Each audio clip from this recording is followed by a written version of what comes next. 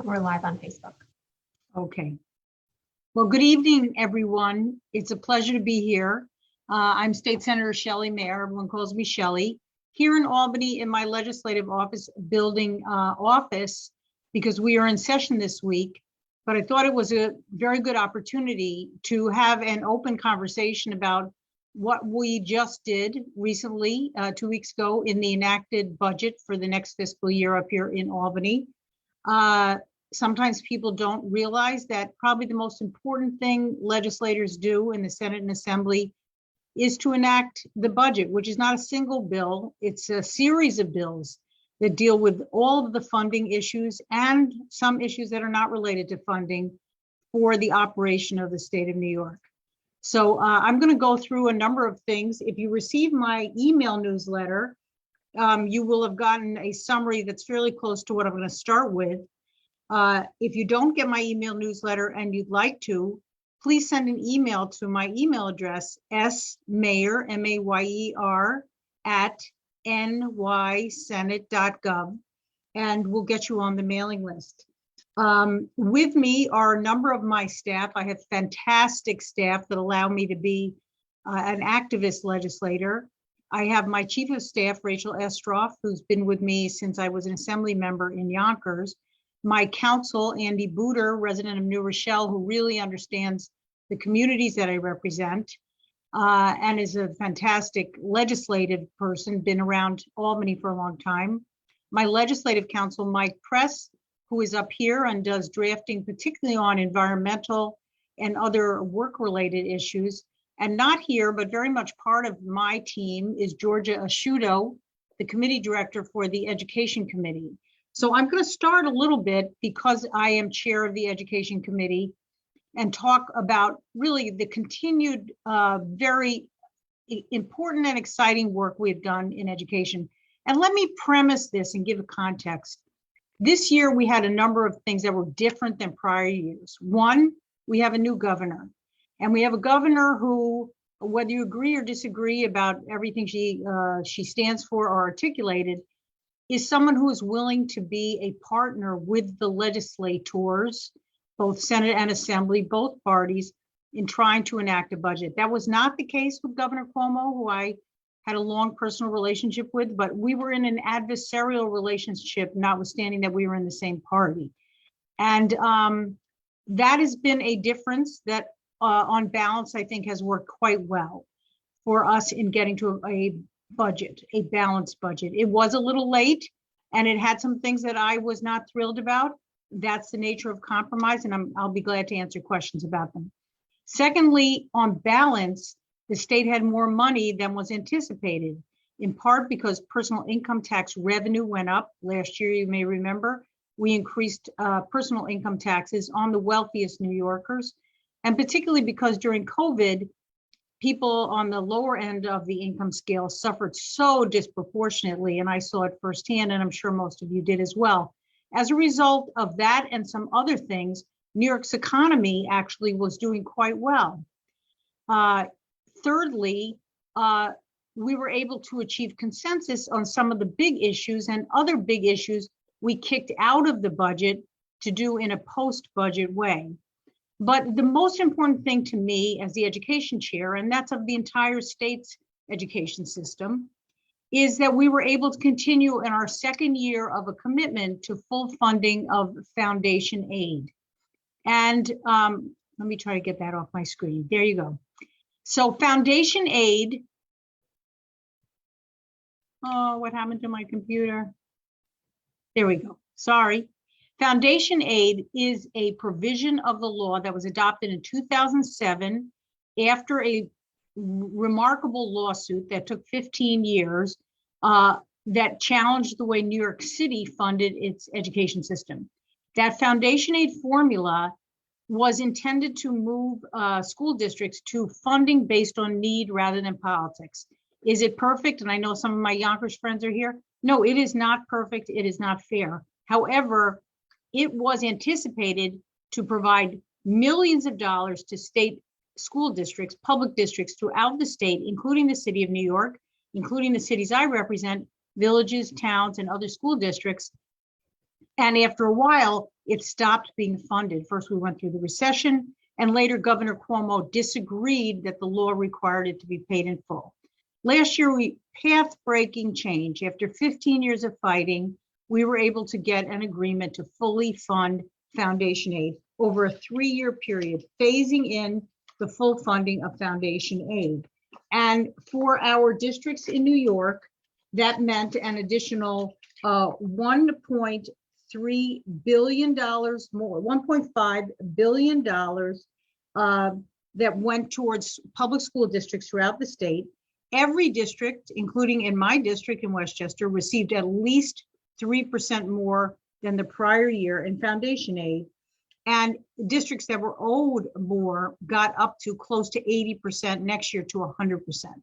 And I have to say, as someone who went around the state listening to school districts, parents, teachers, this was an extremely important thing that we were very, very pleased we could continue. We fulfilled our commitment to do so. And I know I spoke last night to the superintendent of White Plains. Of course, I've spoken to the superintendents of all of our schools. And while some wanted more in some regard or other, on balance, it was a very generous funding program to continue for schools, and I'm very pleased about it. The second thing we did in the funding mechanism for schools is expand the slots for full day pre-K for 4-year-olds. I always say if you live in the city of New York and you have a 4-year-old, you are automatically entitled to full day quality pre-K, either in a school or by a community-based organization. It's just not fair that 4-year-olds outside New York City are not entitled to the same. Some of our districts have it, some of them have half day. Many of them are not paid adequately, but we are trying to invest significantly in full day pre-K, and we added $125 million. And in my district, Katona, Lewisboro, Bedford, Eastchester, Bronxville, Harrison, Mamaroneck, New Rochelle, Byram Hills, Rhinebeck, Rye, Blindbrook, and White Plains will benefit by the $100 million of funding. Tuckahoe, Portchester, and Yonkers hopefully will be eligible for grant funding to increase their current full-day pre-K program. I want to mention also special education. I know there's some questions about it. What happened is that in prior years, since we've really started being in the majority, and my colleagues and I, with the leadership of the majority leader, Andrea Stewart-Cousins, and the Assembly, have been fighting for these special needs schools. And as we've been able to get more money in traditional schooling, we have not kept the special needs schools commensurate with that increase. Preschool special needs, which is 4410s, they all have little categories under state law. Not-for-profit schools that serve children with substantial disabilities that need the kind of wraparound support, and our special act school districts, of which we have quite a few in Westchester, all of them have been left behind. Last year, we did a bill to say they should get an 11% increase to bring them up to what we've been doing for public schools. The governor, Hochul, vetoed the bill, but promised to make it up that 11% this year. We did reach an agreement. It is not perfect. It is intended that that 11% will come to schools and that they'll be able to keep some of it over the next few years. But in the interim, some things have happened. A number of these 4410 preschool special ed programs have closed because they didn't have revenue. And we don't have it finalized in an agreement that I think is acceptable. So we have more work to do, but you have my assurance and my colleagues. We are committed to getting this money. And if we don't get it through an agreement we reach with the governor, we're going to have to pass these bills again and say to the governor, if you veto them, I would recommend we override the veto. We are going to fight for these schools and these children. And it's something I've been fighting for a long time. I will continue to do so. We did increase the amount of funding for the schools serving the deaf and blind. And very important for all of you who care about schools, the mental health needs of our students in this COVID recovery period has been greater than all of us anticipated, certainly myself as a school person. And the governor proposed $50 million in new funding for mental health, school mental health services in schools and BOCES for expansion of summer learning, after school, extended day. We know that our kids have some really substantial mental health challenges. And that includes the high needs districts and the districts that are traditionally considered more affluent. Across the board, we are seeing these challenges with our kids, and we're going to have to, I wanted to get more money. I'm going to fight to get more money. I got $10 million 3 years ago. I finally got it out the door. We need to work together to address these mental health challenges. And my colleagues and I are very committed to that. And we did get more in adult literacy education, something I'm very interested in. I spoke at BOCES in an adult literacy class last week. These exceptional adult students who are trying to learn English, perfect work skills, get themselves back in the job market. They came from a country generally where they had some skills, but not enough to do well here. And they are motivated to do that. And we're going to continue to support them. And lastly, in the school area, we did invest substantial money in moving towards electric school buses. School buses are a tremendous source of carbon, both for the students and faculty in them, and for the community at large. We negotiated a compromise where it's a gradual phase in, and we put more money in the bond act that's going to be on the ballot next November to help fund school districts to pay for the more expensive costs of electric school buses. But this is a very good environmental step forward. I'm going to talk about a few other issues. I know there's a lot of questions, some of them submitted in advance, and I'm sure more. So let me go through a few things. Let me talk about something that is a big win, particularly for downstate New York and particularly for Yonkers and all of Southern Westchester and the Bronx. This is the acceleration of the downstate casino licenses. So when we authorized casino gaming, not on reservations, but off of native lands in New York, it was only upstate, and it was supposed to be for 7 years before downstate was able to bid into this opportunity. This year, with a tremendous amount of coalitions with the building trades unions, the other unions, the business community, the governing community, particularly all of Westchester, we know that expanding, giving Yonkers Raceway and MGM there the opportunity to bid and be successful will result in thousands of good paying union jobs, both in construction and after the place is expanded to be a full scale casino. Hopefully it has a hotel, hopefully has a performance space. This is going to be an economic shot in the arm for Southern Westchester and the Bronx, where the majority of the employees currently live.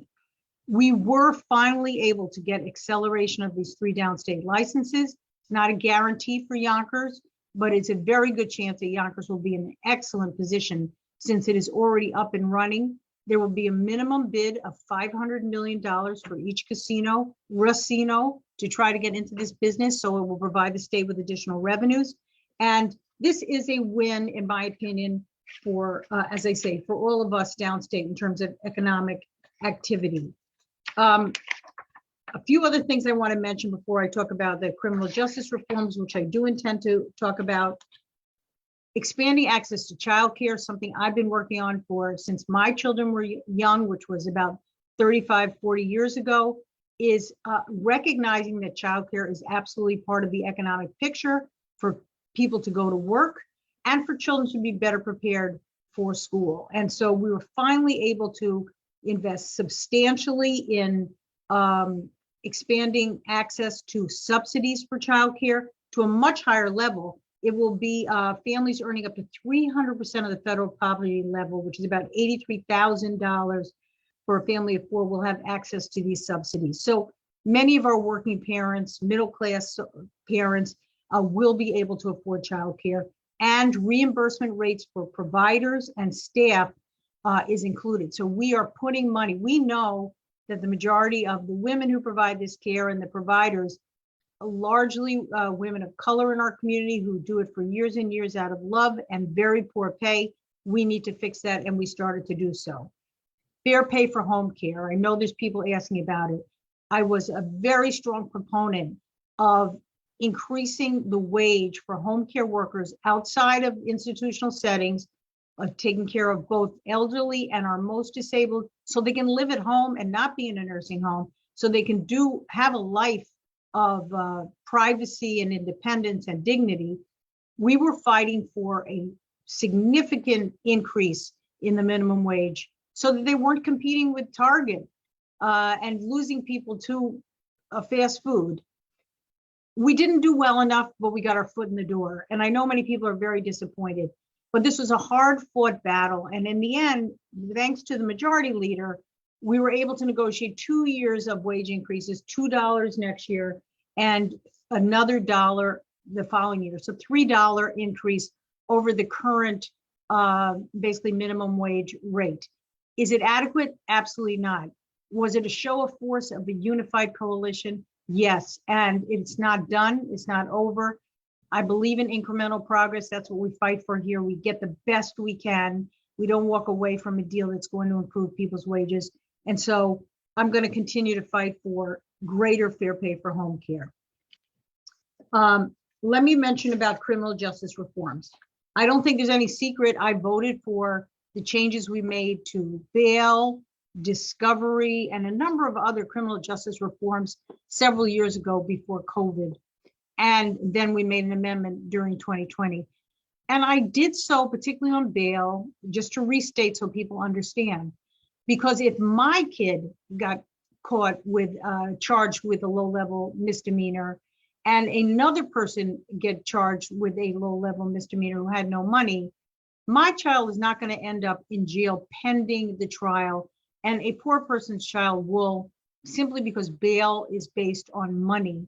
And I would be able to make bail for my child and somebody else would not. So because money was the defining factor in whether people were incarcerated prior to a trial and a determination of guilt, we said that for low-level offenses, bail could not be set. You had to get a desk appearance ticket, and for some other offenses, go before a judge. I believe that was the right thing to do, and some of the other changes we made were right. That doesn't mean that when you see how a law works in real life, you don't think you should modify it to address specific, tangible, concrete ways to improve the intent of the law. I heard from my constituents. I met with a lot of law enforcement. I met with the DA's office. I met with the advocates as well who opposed any change. And in the end, I think we came up with common sense modifications that do not undercut the premise of any of the laws we adopted, but reflect a legitimate concern for personal safety that some of our constituents had. Less in Westchester than in the city, but because we live so closely to New York City, and because of gun violence and other kinds of violence, there's truly concern in the communities I represent, and I'm mindful of that, and I heard that. And so I had been supportive of changes for some time, and we made some changes. I just want to go through them. One has to do with repeated criminal charges. So particularly something like shoplifting of a substantial amount. Shoplifting is a crime that was not, a judge could not set bail. We've changed it so that if you shoplift in the morning and then you shoplift in the evening, on the second time you are accused of shoplifting, you can go before a judge. The police can bring you directly before a judge who will be empowered to order bail and other appropriate options given the gravity of the offense to ensure the person returns to court. As you remember, that's what bail is about. But now we're saying no desk appearance ticket if this happens in repeated succession before you have been to trial on the first charge. So that was something that I heard from police chiefs, from people in the community, and I think we really tried to address that in a responsible way. Secondly, we expanded the list of charges involving guns that can be brought before a judge promptly for pretrial determination. Anything involving guns, in my opinion, we got to get in front of a judge as quickly as possible. Guns are proliferating, not just in New York, not just because of bail, all over the country. And this is an issue that we have to deal with, and we have to deal with it aggressively. And I think that if there is an accusation involving gun crime, we should empower the police to bring the person in front of a judge and have a judge determine the appropriate way to have a pretrial determination. When someone needs mental health services, when we made these changes, we did not invest enough in the services that people with mental health challenges need. And we saw during COVID that particularly in the city and elsewhere, people with mental illness were living in the subway because it was a place they could be and they didn't want to go to a shelter. And we've seen some of the behavioral outcomes of some people who apparently have severe mental illness, and it translates into violent conduct. What we have done is given judges more power when those people are brought before them that have clear signs of mental illness to be either voluntarily or involuntarily confined for a short period of time, and then a hearing with a doctor's determination of whether there's mental illness. But in order to deal with this legitimate fear that some people have of people with mental illness, like the person who pushed someone in front of the subway tracks, we are trying to empower judges and put more resources there to give judges the opportunity to give someone the treatment they need. And lastly, of the big things that we did, we modified some of the discovery rules to ensure that cases weren't dismissed when there was an inadvertent or de minimis failure to turn over documents by the DA simply because they couldn't be found or they came about later. You don't want to get all the way to trial on a murder or domestic violence charge and have the whole thing go down because, and that was happening because of failure to provide discovery when there was not an intentional error. So we made some changes there. I will stop in a minute so that we can get to the questions, but let me just say, Hurricane Ida and the environment. First place, our community suffered tremendously during Hurricane Ida, as did many of my colleagues, particularly in the city. And I fought for a number of changes. One of them made it into the budget, securing a $41 million fund using federal dollars to help people subsidize basically what they lost and did not get back from FEMA. So many people in our district lost cars, lost everything in their business, lost all of the basement of their house, had to restore or repair, put in new sheetrock, and so little was reimbursed by FEMA, which is a problem in and of itself. But for now, we created a fund. We'll work out the funding mechanism. We put money aside and people are going to be able to apply for unreimbursed expenses. We also did a number of things in the environment. We added to the Bond Act that's going to be on the ballot this November. I hope people will support it and recognize we need a very substantial investment to do continued infrastructure, resiliency, flood preparation, things that I personally have been talking about since Sandy. We need to invest in them. So we added more money to the Bond Act for a number of these projects. We expanded the number of areas designated as wetlands to protect against future development. And we added money into the pool for municipalities to get funding to improve their water infrastructure and resiliency. Last thing, and then I truly will be quiet, I think. Let me look. Tax breaks. I supported a gas tax holiday. I really realized that people are filling up their tank and it's costing $50, $60.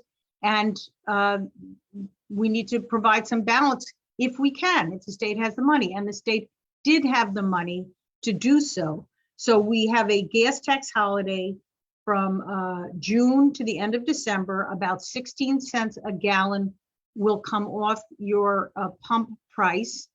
And it also allows counties to deduct a portion of their sales tax that they apply to the sale of gasoline.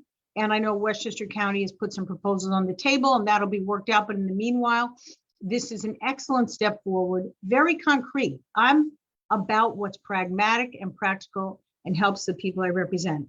But beyond that, we created a new STAR tax credit, a one-time refundable personal income tax credit for the 2022 tax year for homeowners who receive the basic or enhanced STAR exemption or credit and have incomes of $250,000 or less. And the reason why this is important is because people are going to get a check probably many of them around $1,000, which will be an offset off their property tax. Because we know, and I know, that people are paying so much in property tax. The end of the federal tax exemption above $10,000, it was a killer for our communities. And we have many people who are house rich and income poor. They own a house, they might have bought it in the 60s, 70s. Now it's worth a lot of money, but the property taxes are high and they don't have the income to sustain it. I'm proud and pleased that we were able to keep the income level fairly high, 250,000 or less, so that many people will benefit. We also made some other tax. We have an enhancement of the earned income tax credit. We speeded up the phase-in of the scheduled middle class tax credit. We have a hire a vet tax credit and a new tax credit for COVID related expenses for small business. So, you know, we did a lot. I feel, as I said, very good having been here through many difficult budgets. Was all we could do was to get back to where we were the year before. This year we were able to add in programmatic areas that reflect our values, and at the same time say to our constituents, we hear your concerns about inflation. Many of our constituents had concerns about public safety. We hear your concerns about property taxes, but we hear your commitment to public education, to children, to SUNY, to CUNY, to keeping college affordable, which I didn't even talk about. There's so many other things that I haven't gone through. I think on balance, we really worked to further our state values and to do the right thing by our constituents, to be responsible with the state's money, to avoid obviously tax increases. In fact, we have tax cuts, and to make judgments that reflect really the wonderful things about New York. You know, people sometimes are in such a negative mindset about politics and government. We're in a very divisive period. If you know me, you know I'm happy to disagree with people. I come from a big family, I'm used to it. But I believe that our democracy is something worth fighting for. And if we see what's happening in Ukraine, which is near and dear to my heart, people there got together. They put aside their differences in order to fight for their democracy. Let us not lose sight of the tremendous value we have of having a place where anyone can run for office, anyone can have a view, anyone can write what they believe is the correct thing, and then they can articulate and advocate for it. We have a lot going for us. Let us not get lost in the negativity of the moment. So with that very positive mindset, maybe Emily, I should start with some of the pre-given questions. Is that fair? Yes. Okay. So I'm going to start with some education questions. Mark Gonzalez, when will the 853 and 4410 special education funding formulas get fixed? Schools are closing due to the funding formula. Well, two things. One, as I mentioned, we need this 11% that we believe the governor promised, and we're going to continue to fight to get it this year. 11% increase for the 4410s, which is this, the preschool special ed, and the 853 schools. But you have a very good point, Mark. The way these schools are funded and the methodology for rates is a complete mess. It is really takes an expert like Georgia Asciutto on my staff to figure it out. We have to fix that. So we are setting aside money to try to address a longer term solution and rationalize rate setting for these schools. We're going to have children that need special schools. And these schools, I've been in them, they are lifesavers and life changers for children and their parents. And they have extraordinary devoted staff. So we do need to fix the rate methodology, and that we will do. But short term, we're going to continue to fight for the 11%. Matt Cunningham, school district funding increase in 22-23 budget. Well, I don't want to be too nerdy, but if you are interested in how much your school district is going to get this year from the state of New York, there's a document easy to get on the New York State Division of Budget website called, it's really called the School Runs, RUNS. And every school district is listed in the state by county. The big five are on the last page for my Yonkers friends. We're one of the big five, third biggest district now in the state. And it will tell you that, for example, Yonkers is getting an additional 12.728 million in foundation aid, an increase of 5.44%.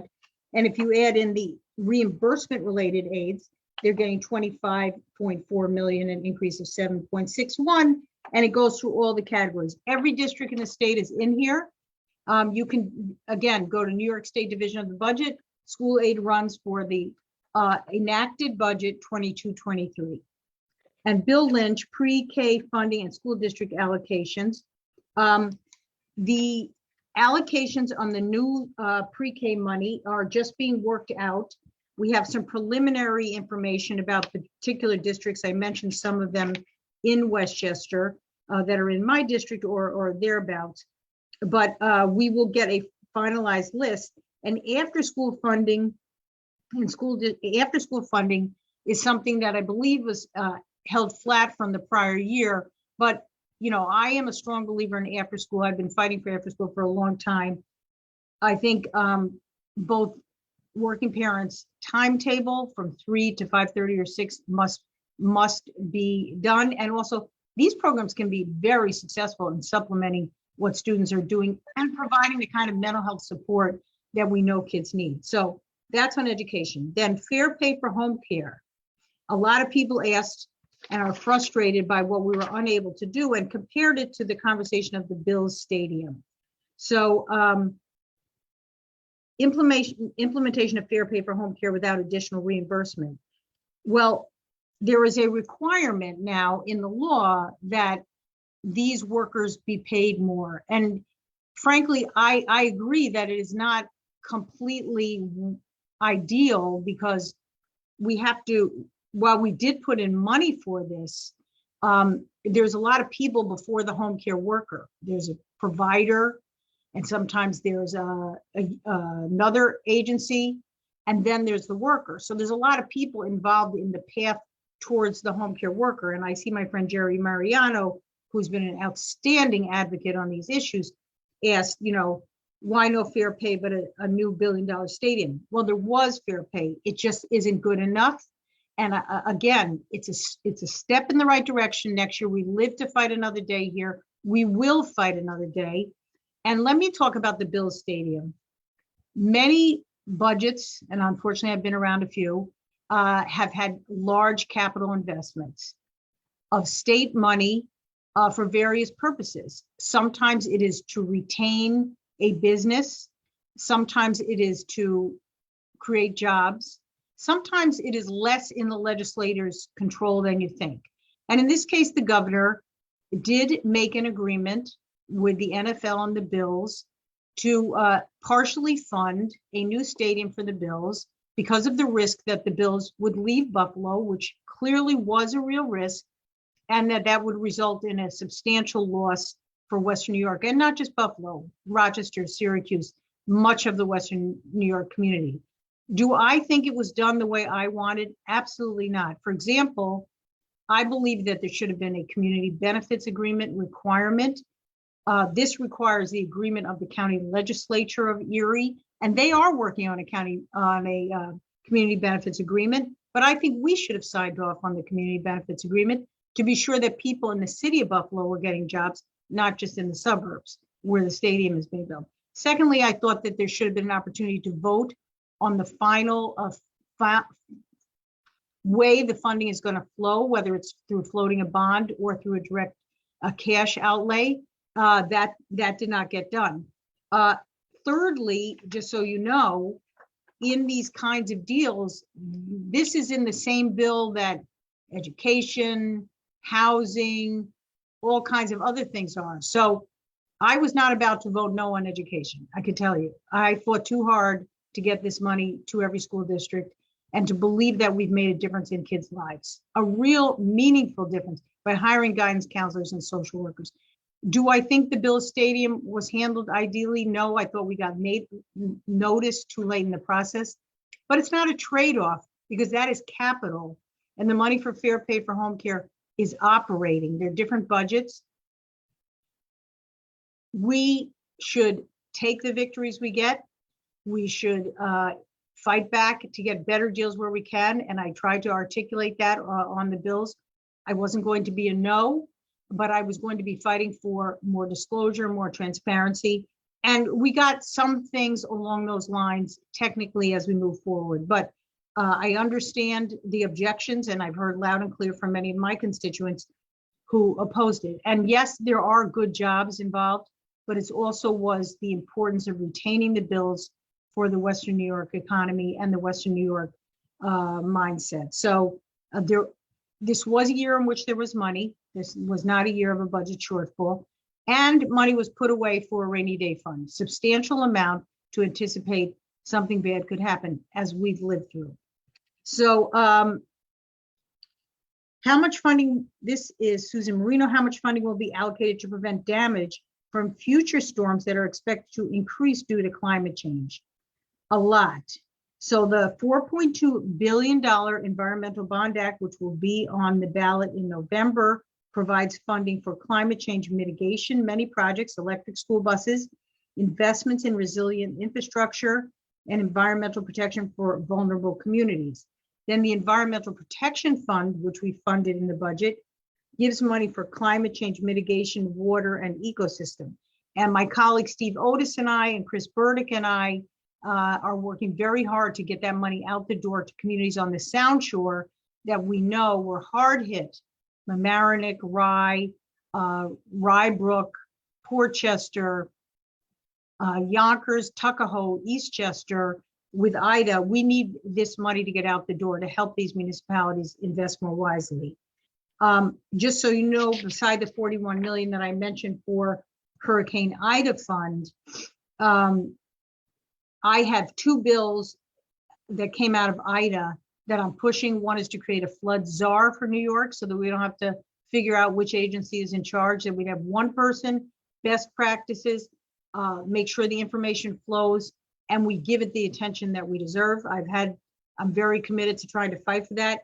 And also a bill that I have, which is moving, would modify the state's building code to say that when you're going to build in a new build, the increased likelihood of flooding due to climate change must be part of the consideration before a permit is granted.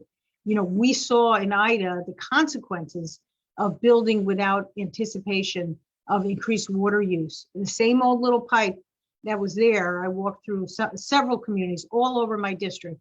The old water pipe was not enough for the amount of development we have seen in Westchester. We need to fix that. How are you supporting our local community? I think this question is from someone who lived near the raceway. And again, I look forward to working to get Empire City Casino by MGM the ability to become a full-scale casino, to create over 1,200 permanent jobs, to have a community advisory board, which is required in the law. So if you're interested when we get down that path, that's something worth doing, and provide a major boost for a downstate economy, and hopefully take off some of the tax burden on Yonkers taxpayers by making a substantial, hopefully additional contribution to the Yonkers public schools, and I'll be fighting for that. Fran Snedeker asked about support for cultural enterprises like Arts at Westchester. You know, last year we gave $1 million to Arts Westchester to their Restart the Arts program, which I saw firsthand what a difference it made to small not-for-profits that during COVID laid off, you know, their artists or their employees and wanted to come back to life and needed to come back to life. You know, we really were so hungry. Last week I went dancing with Yonkers seniors, Tuckahoe seniors. I was with Harrison seniors. People want to get back together. They want to dance. They want to sing. They want to participate fully in life. And I think the arts are necessary for our recovery. So we did put in $50 million for the New York State Council for the Arts, $10 million, and Andrea Stewart-Cousins was very big on this. Regional arts councils outside New York City got an additional $10 million. So that is to spread the money more broadly, because we have art groups in all of our communities, and we're going to continue to try to fund those that we can. We don't know whether we'll have money individually as members to donate to arts programs, but I know, the Rye Arts Center had its benefit, and I'll be fighting for all of these small arts groups in my community. My camera is being fixed. We're trying to fix my camera. Okay, that's good. Steve Wagner, one of my activist friends in my district, does the budget contain any funding for transit-oriented development? No, not specifically. So you may remember that in the governor's original budget, there was a proposal for accessory dwelling units and transit-oriented development. And in the 30-day amendments, which is when the governor has the opportunity to revise her plan, she took them out. And I would have to say, even though I am a very strong proponent for more affordable housing in Westchester, and I have told the developers, I've told the landlords, I've told everyone, if you're against these things, put something else on the table, because we have too many people working 2 jobs who cannot afford to live here. It's not that they're unemployed, they're working and they still cannot afford an apartment in any of our cities, towns, or villages. And we're going to have to fix that. And so Senator Harkin, my colleague, who was a main proponent of the accelerated dwelling units, he's going to come back with a different idea next year. I don't think we're going to do it this year. Transit-oriented development was an idea by the governor to require municipalities to build denser housing nearer to train stations like Crestwood, Tuckahoe, all of our stations on the Metro North line and on the Hudson line and the Harlem line and on the New Haven line. And that is not in the budget this year. So that did not survive. Barbara Mazer asked about the OPWDD budget. Barbara, another fantastic advocate. And thank you to all the advocates who are hanging in there before the budget, during the budget, and today to have a good idea of what we did and what we need to fight for going forward.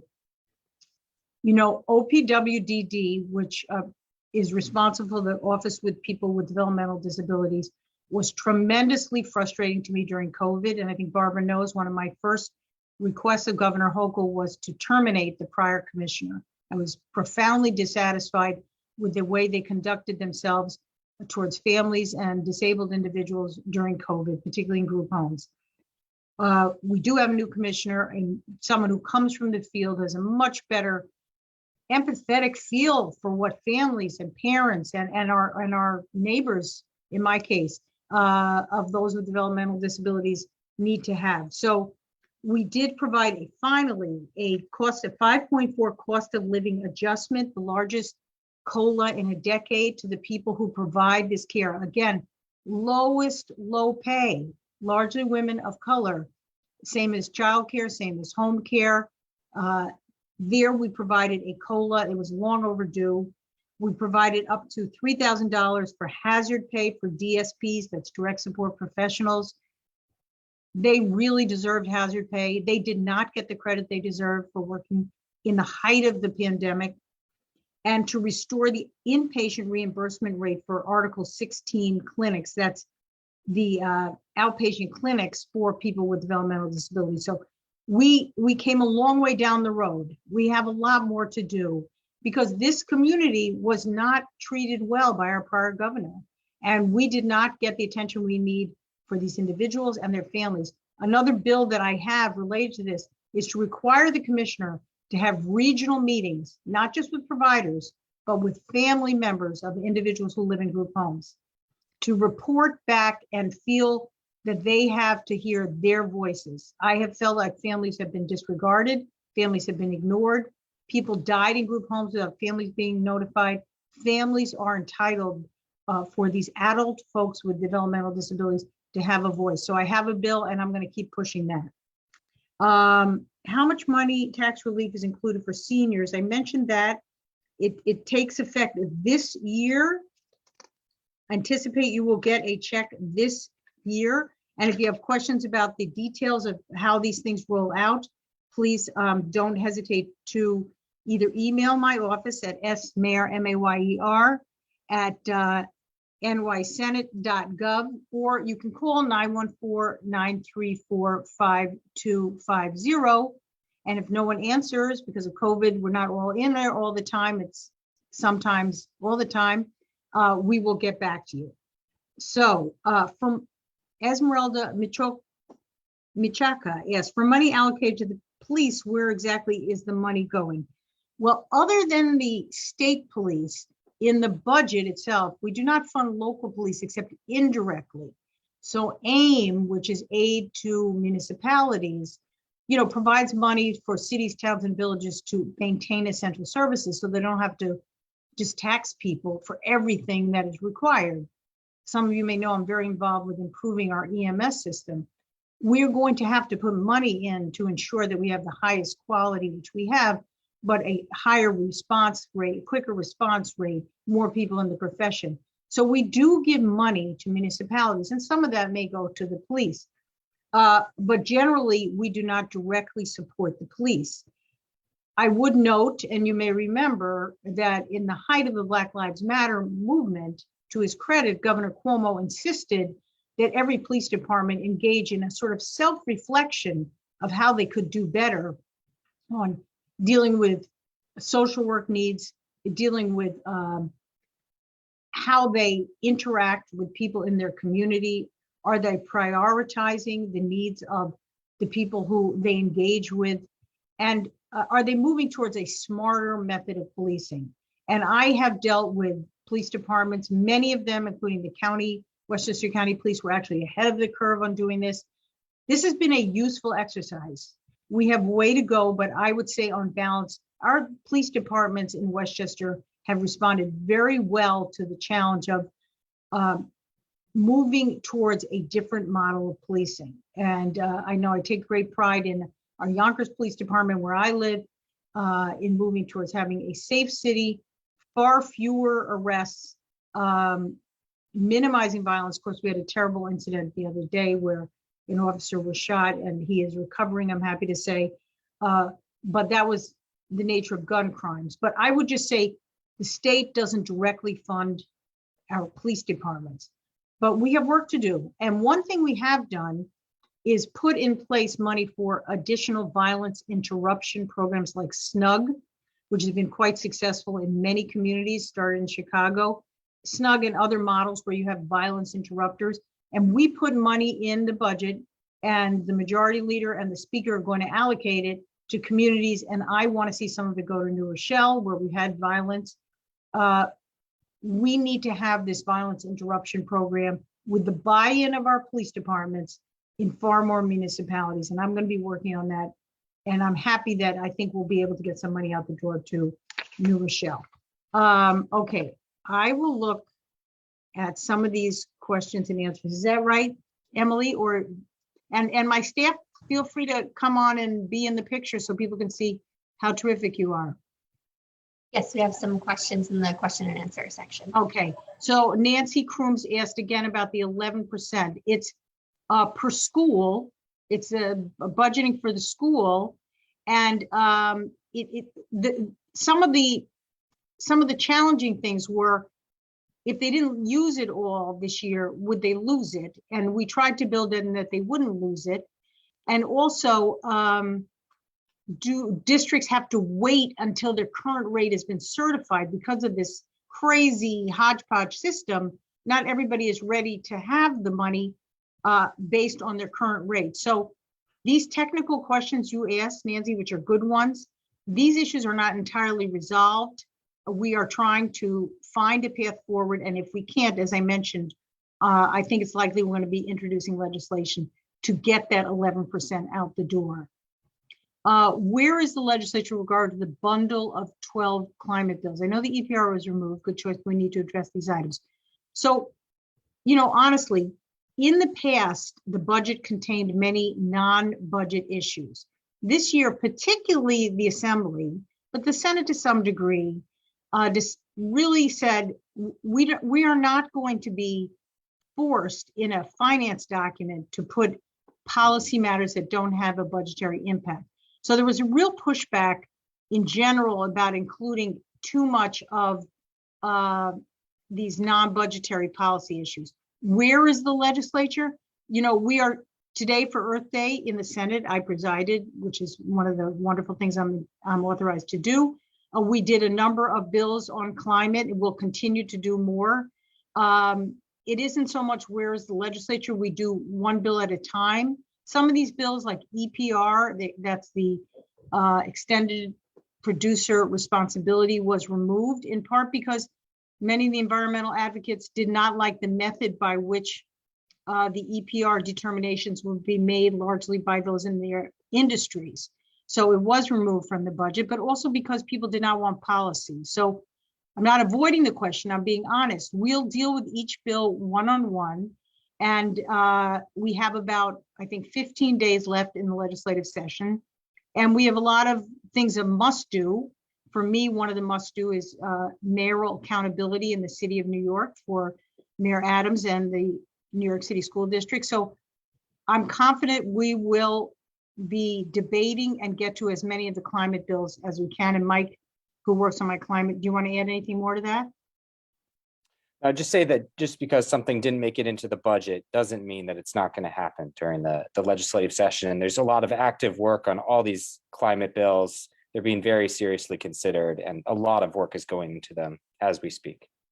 In addition to my own staff, we have central staff, and I was formerly the counsel to the Senate, so I know that we hire, extremely capable lawyers and advisors and finance people to help really understand that we do things correctly and thoughtfully. So, okay, I'm gonna, where do I come?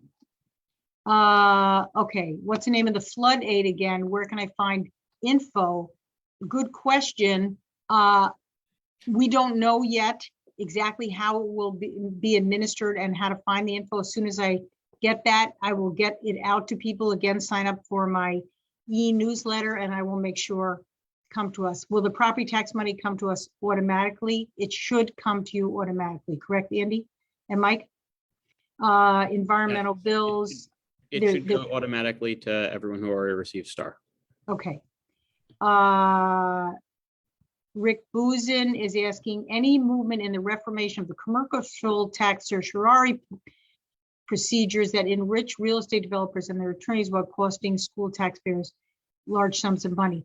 Well, let me tell you one thing we did with tax certioraries in certain school districts. There are districts which all of a sudden, after a commercial tax certiorari, that's a challenge to their tax bill, basically owe millions of dollars that they didn't budget for and they don't have the money for, that they have to pay back.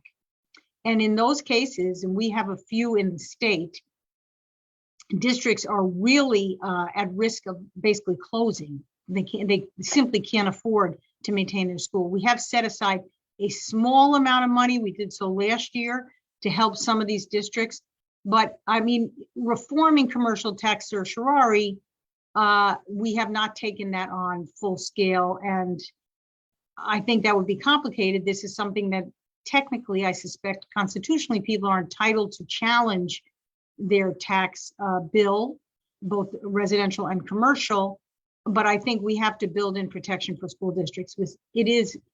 You're right, in some districts, taxpayers are paying this. And what we tried to do is set aside money so it'd be less of a burden on taxpayers. I'm very aware of that.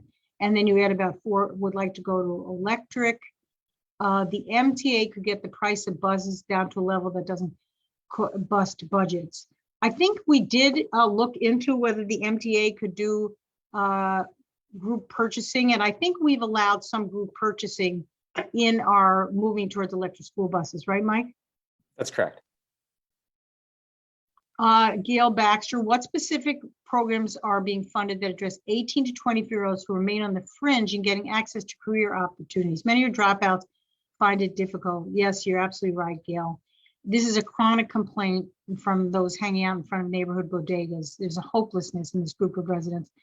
I know, and I know how right you are about that in many of the communities I represent.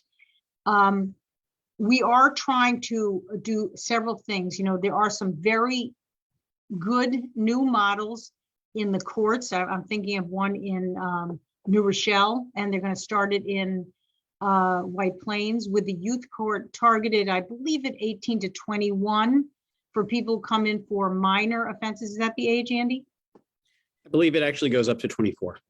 minor offenses brought before a judge, instead of getting stuck in the criminal justice system, they get placed with truly a mentor in a job placement opportunity, and not just sort of in words alone. For example, they're working with West Cop in New Rochelle. They're working with the Boys and Girls Club. They're really putting together the supports that start to move away from hopelessness.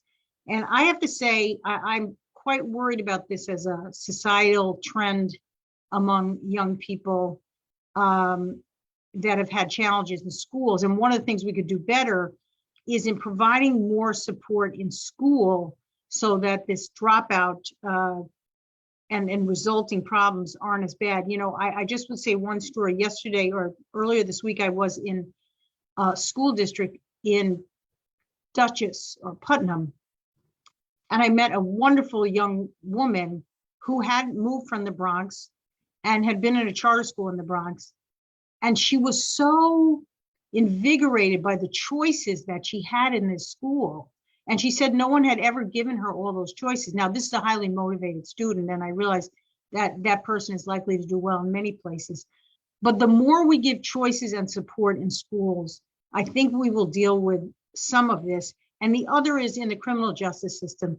We have to have a proactive and not a reactive response. I am not satisfied that we do enough in the criminal justice system to address this sense of hopelessness and sort of going round and round. And even though I'm not on the committees of jurisdiction, Gail, I will continue to work on those issues. Let me just do a few more questions before we end this.